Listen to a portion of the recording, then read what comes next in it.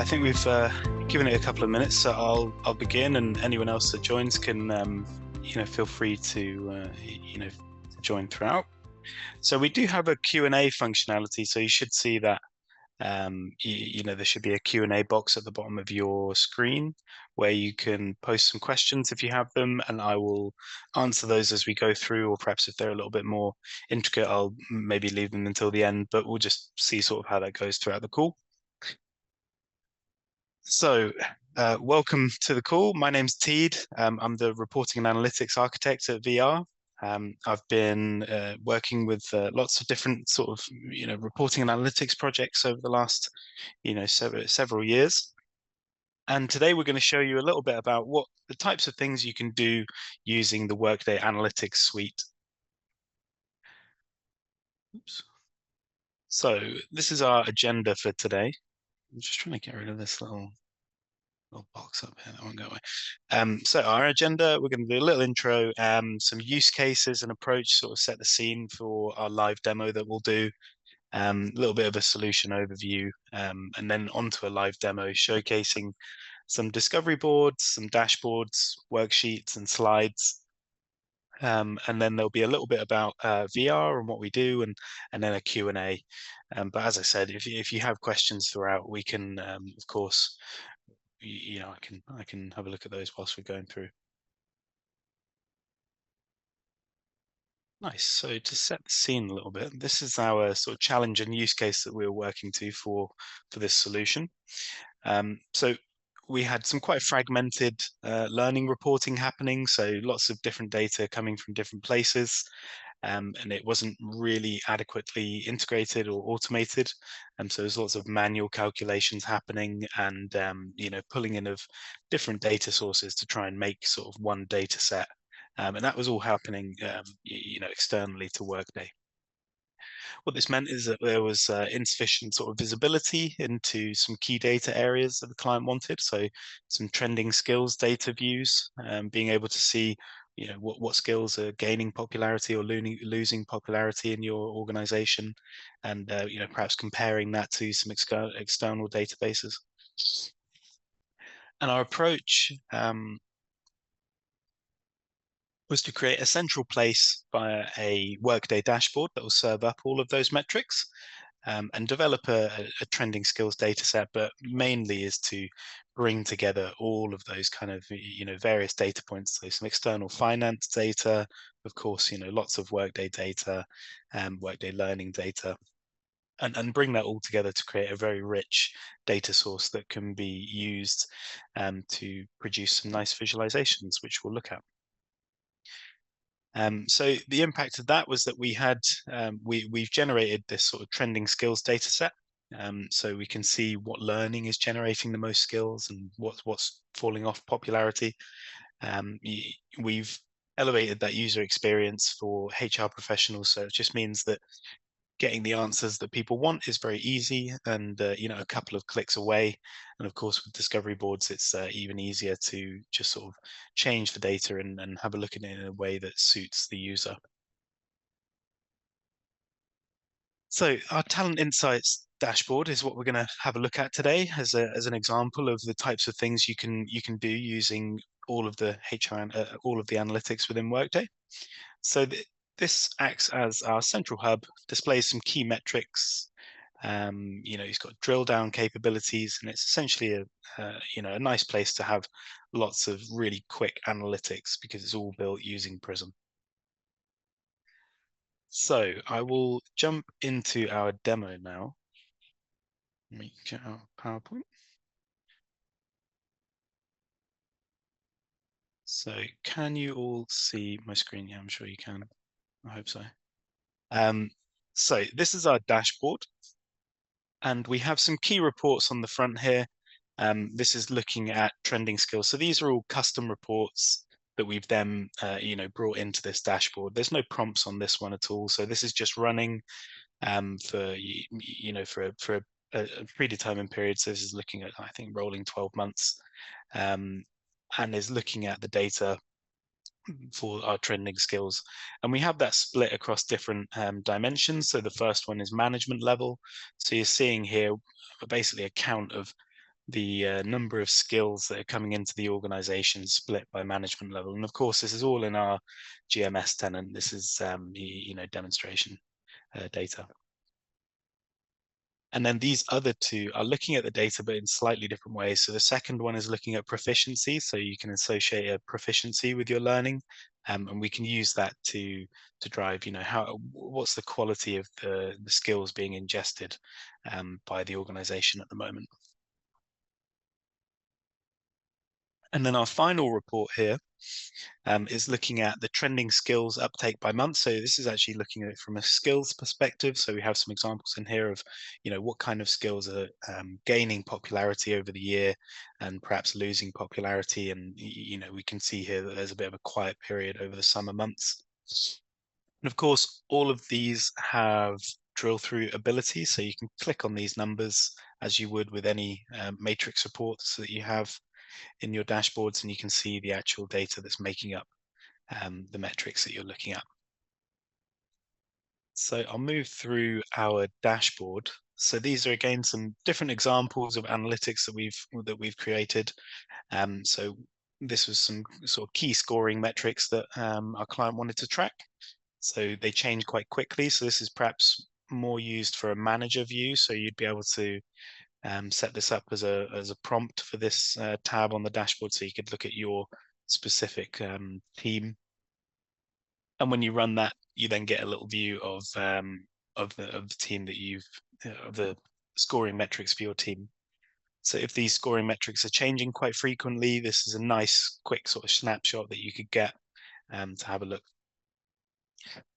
We also have some other reports here. So these are both bar charts, but just sort of configured in slightly different ways. But this one in the middle is showing of your team, what are the critical skills that person has. And then on the right here, we have a ranking happening. So this is something that you can only do in Prism. And you can essentially use this scoring data over here to provide a rank for each of your team members. So this is ranking them on their superorg. So it's saying of their total talent score, where do they sit within their superorg? Yeah, that's essentially what this view on the right here is doing. Then moving over to the last tab, we have a global view. So perhaps more of a of an admin view or overarching view to look at your data a little bit wider. So this one here is a critical employee list. So what this is looking at is anyone that's ranking, highly in their superorg or in their team, and they are a top performer and they've got a high retention risk. So this is just quickly giving you that view of, perhaps people that are, really high performing individuals, but may need some attention. So that's the dashboard. Now, I'm sure that you're probably all quite familiar with dashboards. So I will move over to some of the discovery board discovery board examples that we have. So discovery boards is, sorry, that screen should popped up. So discovery boards is, if you're not familiar with it, this is what it looks like. And it gives you quite a lot more visualization options than standard Workday reporting. So you get some formatting options as well. You can see that we've sort of formatted these various different colors. So you can have this matching your branding and have that sort of a nice user experience for your end user. So we have those total talent scores again showing up here. And we can, see some percentages and what's sort of making up those total talent scores. This is a heat map style chart. And then we have some total talent scores by quartiles. So quartile calculation is, essentially bunching your workforce into different quartiles based on some metric. So this is using that total talent score that we spoke about a minute ago. And we've bucketed them into quartiles. Now, what's nice about this is, as it's in a discovery board, you could very quickly change this from a country view to company or cost center, and quickly get a view of where your workforce is sitting in terms of their quartiles. And this on the side here is, these are control fields. This is kind of like a prompt field that you can have, or it is a prompt field, and this will map through to all of these visualizations. So if you're to change something here, this data view that you get here will change. And um, as with dashboards and custom reports, you can also drill through to have a look at the data that's underlying. So if you click on there, you get this nice little data view that you can download. And that's curated, so if you had specific fields that you wanted to include, you'd be able to include those here.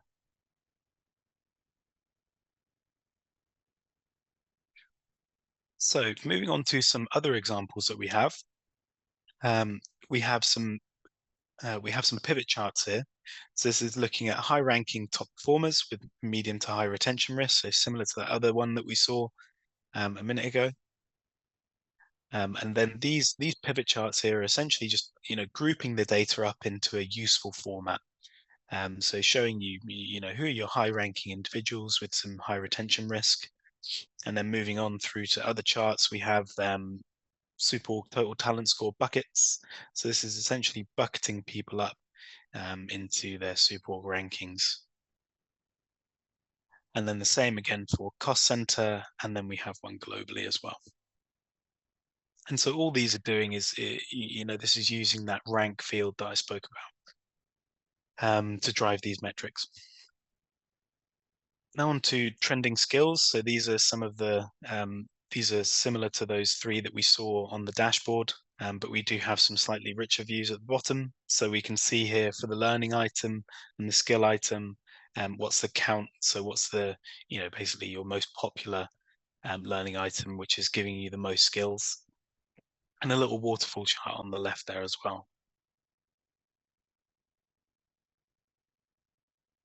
Then on to skills tables.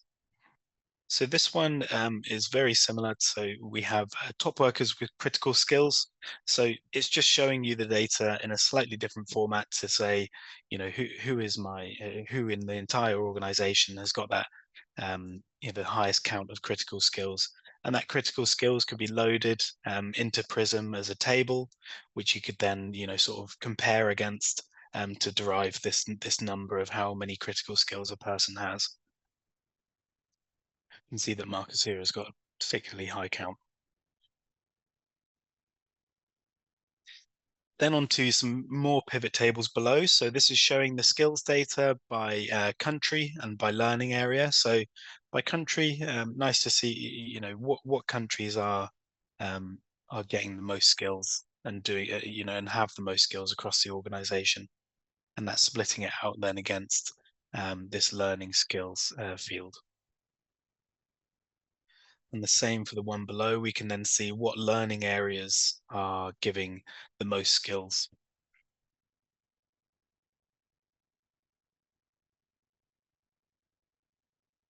Then on to some learning content. So this chart at the top here is a bubble chart. If you've not seen these before, they only exist in discovery boards, but it's a nice view that you can't really get in other ways in Workday. Perhaps similar to something you may have seen in Visio or a tool like that. So you've got the learning completion rate along the bottom and the total number of learnings on the left. And the size of the bubble is the person's salary. So we can see here that we have some very high earners not really doing any learnings or with no completion rates. And then we have some lower earners on the right here with very high completion rates and high number of learnings. And then the color is the teams or the superorgs that people are sitting in. So a nice view that I'm sure with your imagination you can see how you could use these to augment your data in different ways. Then moving on, we have some learning completion rates. So this is again splitting by management level. You could of course change this to any worker dimension that we've included in our Prism dataset. And then here we have some learning specific graphs. So we wanted to see, what are the top 10 learnings by company, So we have the learning content, and then the colors are the different companies that we have within the organization. So we can see that, perhaps this company here is doing lots of learning. And then what learning is being made up of critical skills as a percentage. So we can see that we've defined what our critical skills are as an organization, and then we've done a match against those, and that's what's spitting out this percentage here to say that this is how much of that learning is giving a critical skills to our organization.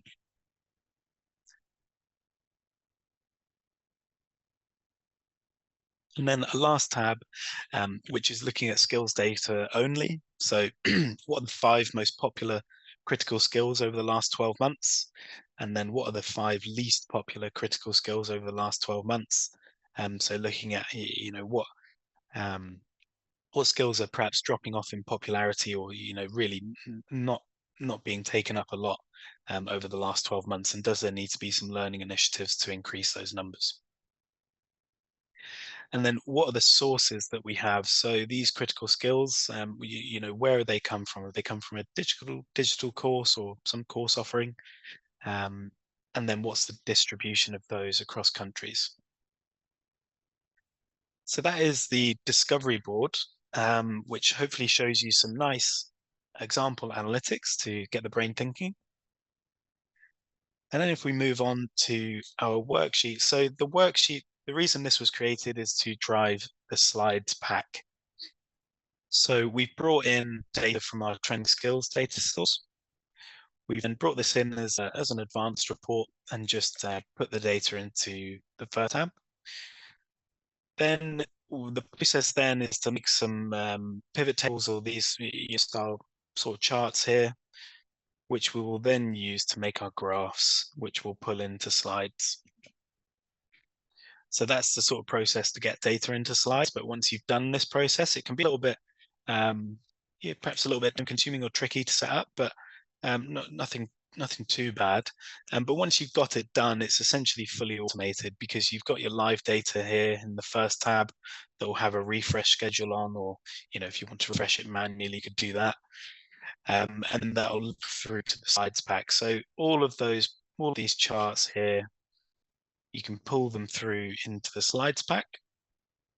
So we have a little title slide, little information slide telling people what sort of data is going to be included. So this one is trending skills summary for the last 12 months.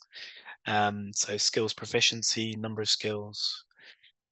And then you get the charts themselves. And now these are all linked to that previous worksheet. So again, quite a nice way to just have a slide pack. If you have a monthly slide pack that you work on, that you send out, you can just make it in worksheets, and then it's ready to go whenever you need it.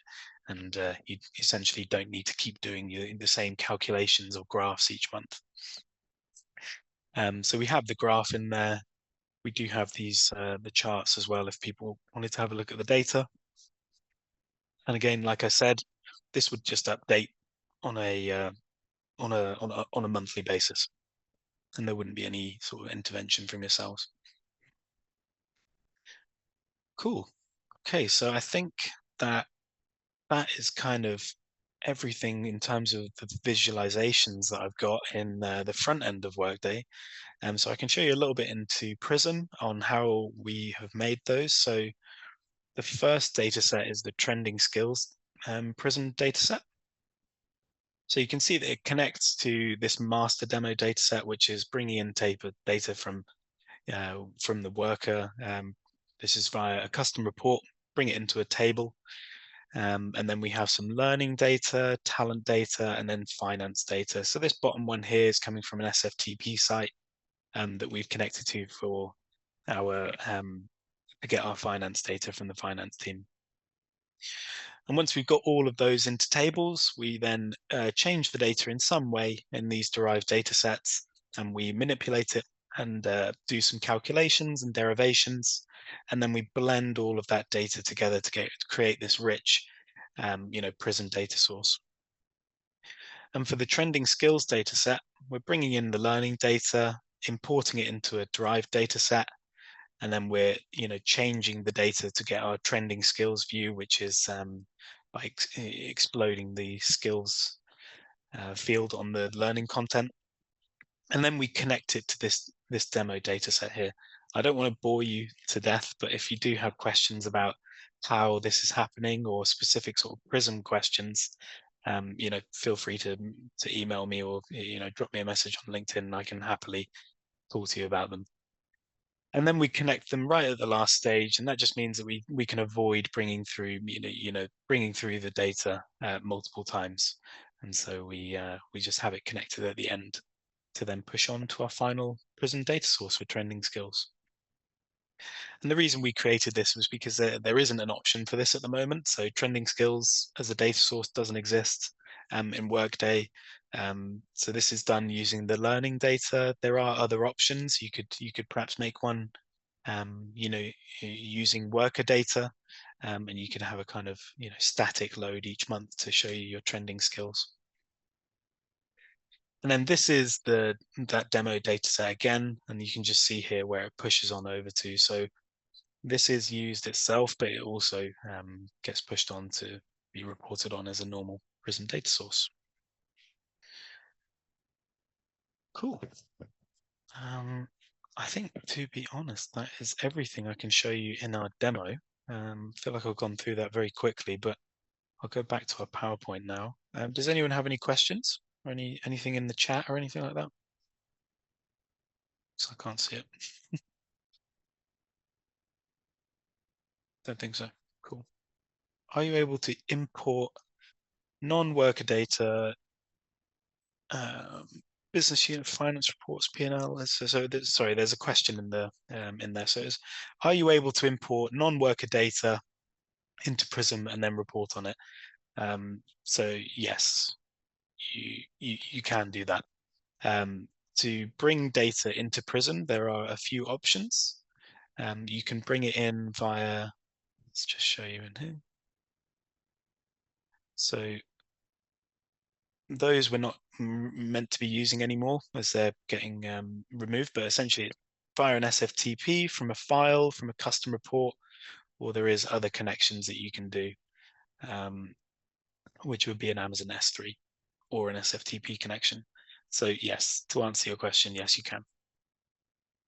And then that would be essentially the whole use case of Prism is to bring in external data, blend it with Workday data. I see you've got another question. So how do you apply security model to this data? So once you've then brought in your external data, so I'll go back to this view here. So we have this external finance data here. So you would need some sort of, similar field. You'd need the same field like an employee ID. So we have the finance total employee cost here, and then there'll be an employee ID attached to all of these tables. And then you would create joins. So you're joining that finance data to your employee data or to your Workday data, and blending it together.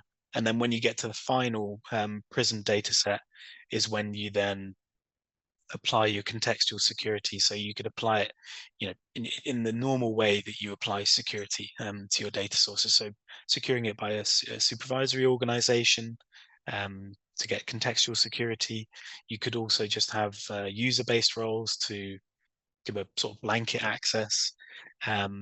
You could even have an aggregate security view. So it's quite difficult to do in Workday without Prism, almost impossible, but you could have a sort of aggregate view as well, and aggregate security. So I hope that answers your question. Thank you, Denzel. Cool. Okay, I'll go back to the PowerPoint.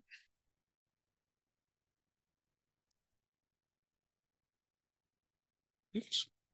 Skip through these. Okay, so about VR, a little bit about us. These are the areas that we cover. So we do technology services, transformation, application support. And I'll let you have a little read of these. And of course, we can send out this PowerPoint to you after the meeting. Covering Workday and ServiceNow and integrations into Workday. And then these are our sort of key differentiators as a business. So, we like to think about the big picture, and we're not just going to come in and do one little bit of work. We want to make sure that it works for you as a whole. And we are client side, so we integrate with your team and operate as part of the client team and ensure that um, that we're working together hand in hand with you. So that is a little bit about us and our experience and customers. These are some examples of the types of companies that we work with. We've got about 50 active projects, about 140 of us at the moment, across quite a few different countries now. But yep, that's a little bit about us. And if you would like to get in touch, you can scan that QR code. That does work. I've tried it. And that will give you some contact information for myself, or there are some links there to get in touch with VR directly. So yeah, that's it. Any more questions from anyone? I'd be happy to answer them. Cool. Okay. Nice. Well, that was quick. So I'll give you half an hour back. There we go.